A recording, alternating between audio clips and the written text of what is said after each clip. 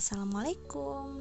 Hai, sebelum kita mulai, dukung channel ini dengan cara menekan tombol subscribe, like, komen, dan share. Terima kasih.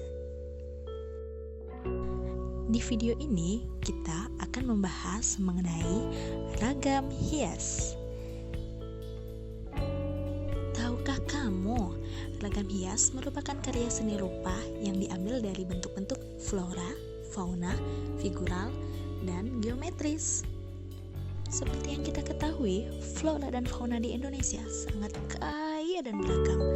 Setiap daerah memiliki kekayaan flora dan fauna. Hal ini menjadikan ciri atau simbol suatu daerah. Kekayaan flora dan fauna oleh masyarakat diabadikan pada bentuk-bentuk ragam hias. Ragam hias, flora dan fauna biasanya dapat dijumpai pada bangunan dan arsitektur rumah-rumah adat daerah. Ragam hias biasanya digunakan sebagai simbol yang memiliki nilai-nilai kearifan lokal. Ragam hias flora dan fauna dibuat menggunakan bahan dan teknik yang berbeda. Dan ada yang dibuat di atas kayu, kain, kulit, dan serta tembaga. Dan harus kalian tahu, ragam hias atau yang biasanya disebut juga dengan ornamen merupakan bentuk karya seni rupa yang sudah berkembang sejak zaman prasejarah. Ragam hias di Indonesia dipengaruhi oleh faktor lingkungan alam, flora dan fauna, serta budaya masing-masing daerah. Keinginan untuk menghias merupakan naluri atau insting manusia. Selain itu, pembuatan ragam hias juga berdasarkan atas kebutuhan masyarakat, baik yang bersifat praktis maupun yang terkait dengan kepercayaan atau agama. Menggambar ragam hias dapat dilakukan dengan penggayaan dengan menyederhanakan bentuk objek yang menjadi sumbernya dengan mempertimbangkan keindahan. Nah, walaupun menggambar dengan sesederhana mungkin, tapi ingat, jangan melupakan nilai estetikanya.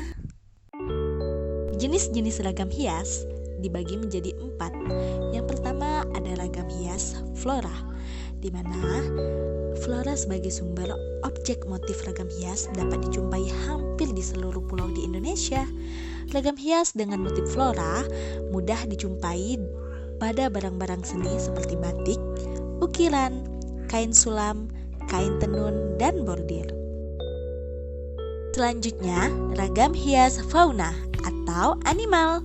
Bentuk motif animal dapat dibuat berdasarkan berbagai jenis binatang, misalnya burung, gajah, cicak, ikan, dan ayam. Dalam membuat ragam hias, motif hias animal bisa digabung dengan motif hias vegetal atau motif geometrik. Ragam hias bentuk fauna dapat dijadikan sarana untuk memperkenalkan kearifan lokal daerah tertentu di Indonesia, seperti burung cendrawasih di Papua, komodo di Nusa Tenggara Timur, dan gajah di Lampung. Selanjutnya, yang ketiga, ragam hias geometris. Ragam hias geometris merupakan motif hias yang dikembangkan dari bentuk-bentuk geometris dan kemudian digayakan sesuai dengan selera dan imajinasi pembuatnya. Gaya ragam hias geometris dapat dijumpai di seluruh daerah di Indonesia, seperti Jawa, Sumatera, Kalimantan, Sulawesi, dan Papua. Ragam hias geometris dapat dibuat dengan menggabungkan bentuk-bentuk geometris ke dalam satu motif ragam hias.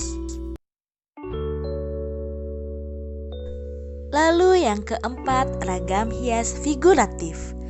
Bentuk ragam hias figuratif berupa objek manusia yang digambarkan dengan mendapatkan penggayaan bentuk. Ragam hias figuratif biasanya terdapat pada bahan tekstil maupun bahan kayu, yang proses pembuatannya dapat dilakukan dengan cara menggambar. Selanjutnya, pola ragam hias. Bentuk ragam hias umumnya memiliki pola atau susunan yang diulang-ulang. Pada bentuk ragam hias yang lain, pola yang ditampilkan dapat berupa pola ragam hias yang teratur, terukur, dan memiliki keseimbangan. Pola ragam hias geometris dapat ditandai dari bentuknya seperti persegi 4, zigzag, garis silang, segitiga, dan lingkaran. Pola bidang tersebut merupakan pola geometris yang bentuknya teratur. Bentuk lain dari pola geometris adalah dengan mengubah susunan pola ragam hias menjadi pola ragam hias tidak beraturan dan tetap memperhatikan segi keindahan. Selanjutnya, teknik menggambar ragam hias. Gambar ragam hias sangat bervariatif. Ada yang diambil dari flora, fauna, manusia, dan bentuk-bentuk geometris. Pada saat kamu ingin menggambar ragam hias, ada beberapa aturan yang harus diperhatikan. Yang pertama, perhatikan pola bentuk ragam hias yang akan digambar. Yang kedua, persiapkan alat dan media gambar. Yang ketiga, tentukan ukuran pola gambar yang akan dibuat. Yang keempat, buat sketsa di salah satu kotak atau bidang yang telah dibuat sebelumnya. Yang kelima, buat bentuk yang sama pada bidang yang lain. Yang keenam, warnai gambarnya. Nah, jadi begitu penjelasan mengenai ragam hias. Semoga bisa membantu ya. Apalagi sekarang kita semua sedang belajar daring. Semoga ini bisa menjadi bahan untuk siswa maupun guru.